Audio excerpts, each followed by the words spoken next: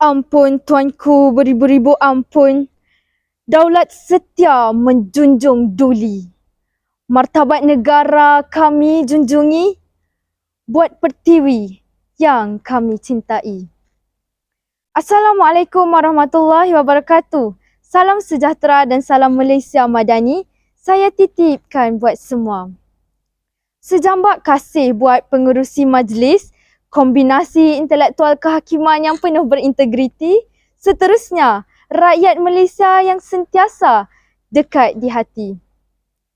Tampilnya saya di sini membawa satu matlamat untuk kita dukung bersama yang menjadi mauduk pidato saya, kesetiaan kepada raja dan negara. Menurut Kamus Dewan edisi keempat, kesetiaan bermaksud keteguhan hati atau ketaatan. Seterusnya, raja membawa maksud orang yang mengetuai dan memerintah sesebuah negara. Negara pula dapat didefinisikan sebagai kumpulan masyarakat yang mendiami sesuatu kawasan. Tuntasnya, kesetiaan kepada raja dan negara bermaksud ketaatan rakyat terhadap pemimpin dan pentadbiran pusat. Bagi mengupas tajuk ini, 3 pragmatik utama saya bawakan anda bersama saya. Pertama, kesetiaan rakyat lambang daulat.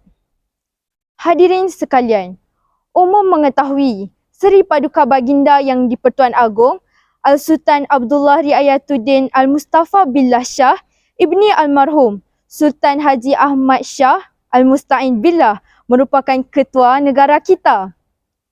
Sesebuah negara beraja dengan kepelbagaian kaum wajar memiliki tampuk kepimpinan negara yang utuh dengan meletakkan pasak kesetiaan rakyat kepada baginda agar kedaulatan negara terus terpelihara.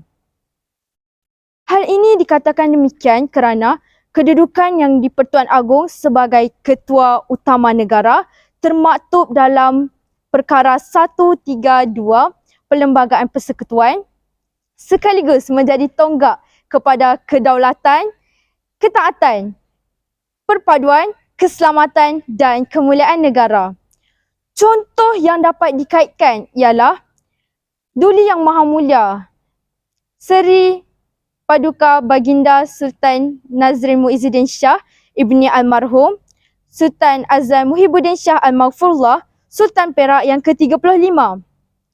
Baginda sentiasa memastikan keselamatan dan kebajikan negeri di bawah naungannya berada dalam keadaan yang baik. Buktinya, Baginda telah menitahkan penyediaan dana khas berjumlah RM14.6 juta khusus bagi membiayai keperluan rakyat yang terjejas ketika penularan COVID-19. Izharlah bahawa institusi beraja ini merupakan penaung rakyat melangkaui semua agama, bangsa, budaya dan fahaman politik untuk terus berdaulat mengibar panji. Hadirin pemegang amanah negara, mencetus fikrah kedua, kesetiaan ummah pengikat perpaduan. Hal ini dikatakan demikian kerana jika kita tidak berteraskan kepada kedaulatan seorang pemimpin, keruntuhan nilai perpaduan rakyat antara kaum boleh berlaku.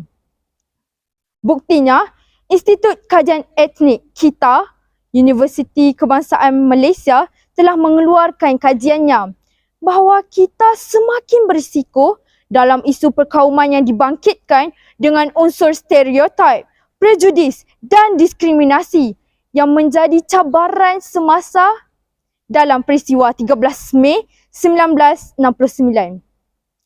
Keadaan ini berlaku akibat kurangnya penghayatan kepada Perlembagaan Persekutuan.